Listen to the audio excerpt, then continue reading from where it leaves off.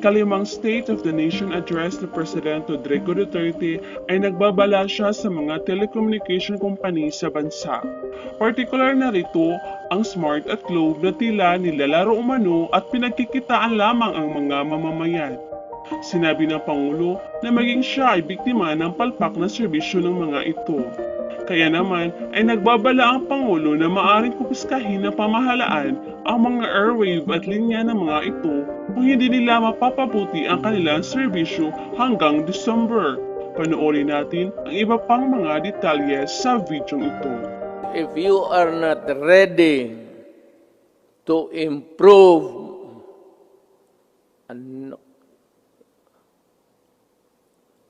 I might just as well close all of you and we revert back to the line telephone. At kukunin ko yan, i-expropriate ko sa gobyerno. Alam mo itong,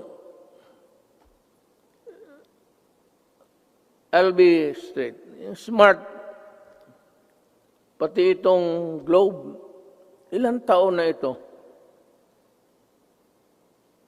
At ang sagot palagi sa akin, the party cannot be reached. Nasaan pa na pumunta yung yawa na yun?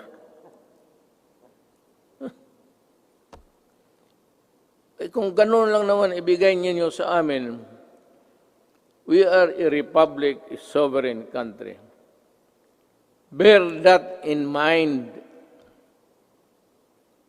because the patience of the Filipino people is reaching its limit. At I will be the one to articulate the anger of the Filipino people. And you might not want what I intend to do with you. Kindly improve the services before December. I want to call Jesus Christ to Bethlehem. Better have that line cleared.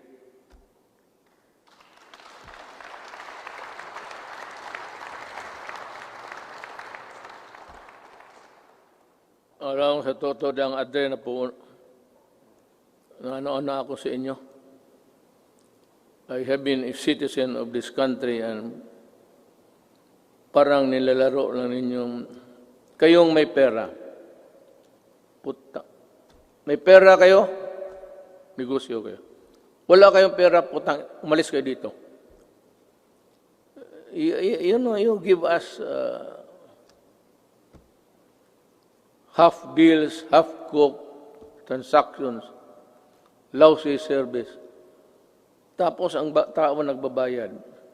Tell us now if you cannot really improve on it, because I will work by December. I have 2 years. The next 2 years will be spent improving the telecommunications of this country without you. I will find a way.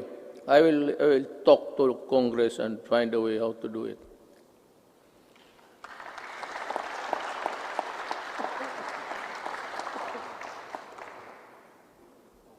Last year, I said that distributing economic business activities is imperative to our country's sustained and equitable growth. Today, I reiterate that statement. I issued Administrative Order Number 18, directing concerned agencies to strengthen the development of special economic zones in areas outside Metro Manila.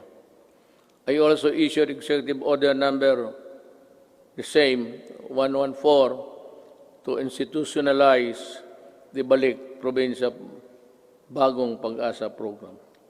This consolidates and refocuses existing economic and social welfare programs, activities, and projects toward the countryside.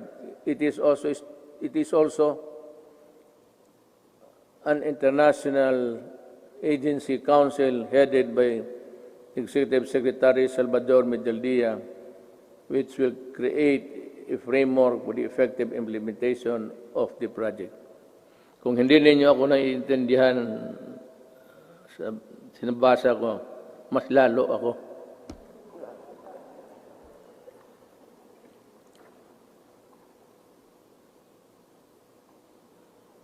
In 2021, we aim to increase access to healthcare services by continuously hiring and deploying more than 20,000 health professionals.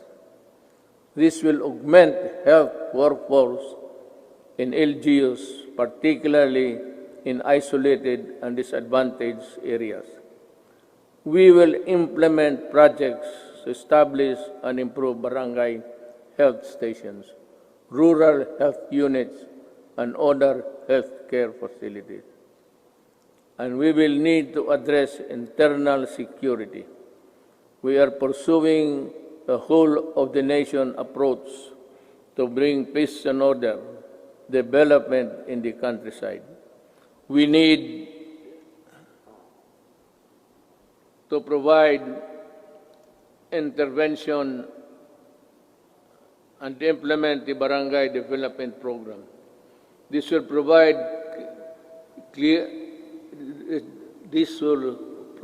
cleared and threatened communities.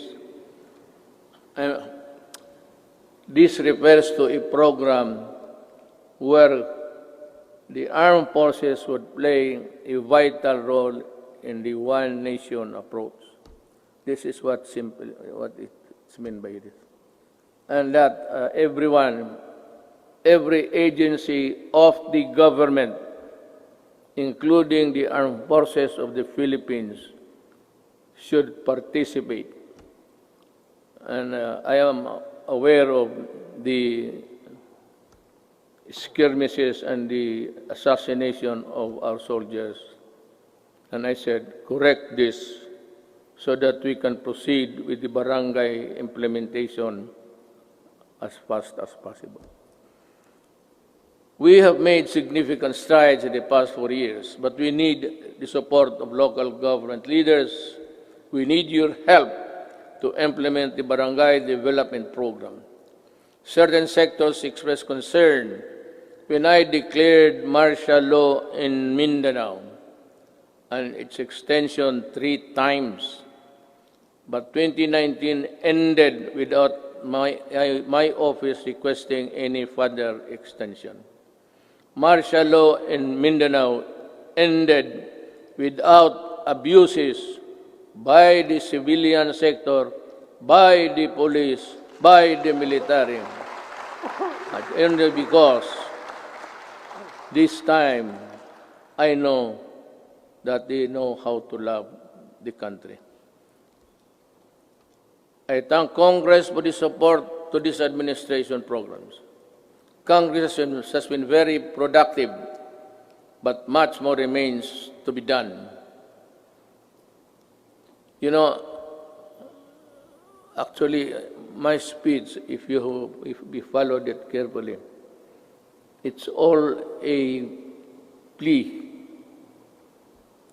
to Congress to do this, to do that, to make a law or craft a whatever. And this one, I strongly urge Congress to pass a law establishing the Department of Overseas Filipinos solely on addressing the concerns of Filipinos abroad and their families. I reiterate this swift passage before this. Kawawa kasi itong ating mga overseas. If it's only an office there in the Labor Department, they are overworked or for whatever reason, their needs, their pleas are not really attended to with dispatch and with care. Yung OFW, pati itong ano ngayon, ito yung sinabi ko kanina, I will go for it. We will need it to help them. I reiterate the swift passage of a law reviving the death penalty by lethal injection for crimes specified under the Comprehensive Dangerous Act of 2002. I did not hear so much clapping, so I presume that they are not interested. Wala kang... Someday I'll tell you the story of what happened to the Philippines. Hindi ngayon. But when sabihin ko sa inyo ang totoo, bakit nagaganito yung druga ng Pilipinas? Why the drug syndicates continue to operate just like the countries of Colombia, Mexico, and it is being played inside the national penitentiaries.